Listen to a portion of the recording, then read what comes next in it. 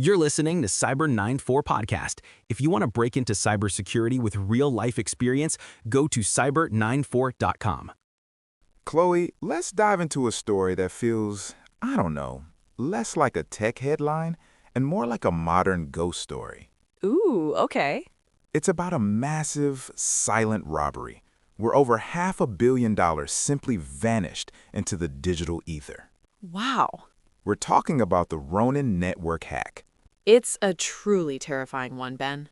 Yeah, The number itself is just staggering. $615 million. But what really hits home is that this isn't just about abstract code and currency.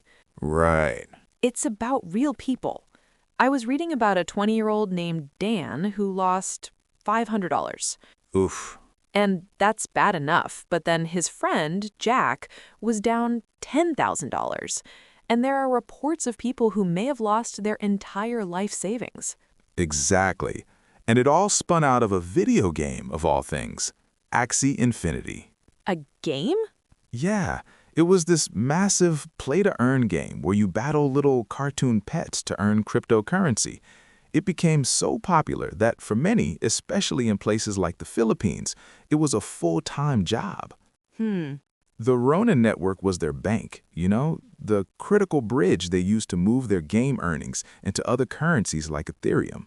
A bridge that, as it turns out, was left completely unguarded. Completely. A single hacker walked away with $615 million. And here's the part that truly gives me chills. What's that? The company had no idea. Incredulous, for 6 whole days the money was gone, and they were operating as if nothing was wrong. It's almost unbelievable. Right?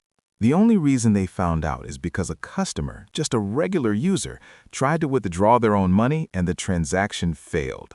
No way. Imagine going to a digital ATM. It says your funds are unavailable, and you are the one who has to call the bank to tell them that they've been robbed clean. That's horrifying. So this must have been some kind of masterful, impossibly complex digital heist, right? You'd think. Like the work of a cyber genius? And that's what makes this a true nightmare. It wasn't. Oh? The company basically admitted they left the key in the front door. Back when the game was just exploding in popularity, their systems couldn't handle the traffic. Okay. So to cope with the, quote, immense user load, they intentionally weakened their own security protocols. Wait, they just turned down the security on purpose? They did, with the full intention of tightening it back up later. Okay. But then, according to their own statement, things calmed down and they simply forgot. What? Yep, they left a critical backdoor wide open for months, just waiting for someone to walk through. They forgot? Yep, You don't forget to lock up a vault holding over $500 million. You don't.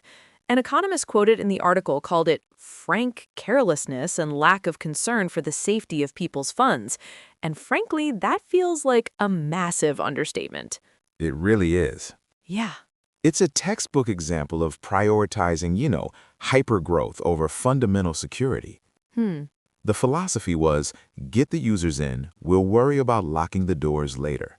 Wow. Except they never got to later. The thief had already come and gone. So what about the people left behind, the victims? Right. The company's response sounds like a second nightmare.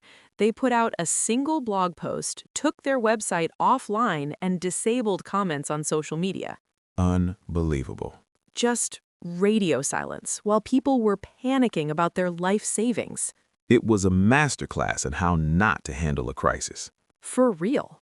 They eventually said they were committed to making users whole, but without firm guarantee, that means very little in the moment. Right, committed. And get this, one of the victims, Dan, said he didn't even bother trying to contact customer support because he knew it would be useless. Wow. That single comment, it tells you everything you need to know about the level of trust. It highlights the Wild West nature of it all. It does. There's no FDIC insurance, no regulatory body to call for help. Nothing. As one security expert put it, these crypto platforms are just huge honeypots for hackers. And because crypto transactions are irreversible, it's a one-way street. Yeah. You don't have to negotiate a ransom, you just take the cash and disappear into the shadows of the blockchain. Do we have any idea who was in those shadows? Who was this digital ghost? Well, the article notes that it's not always just for-profit criminals. Okay. State-sponsored hacking groups are major players in this space. Oh, wow. In fact, subsequent investigations by the FBI officially pointed the finger at North Korean-backed hackers.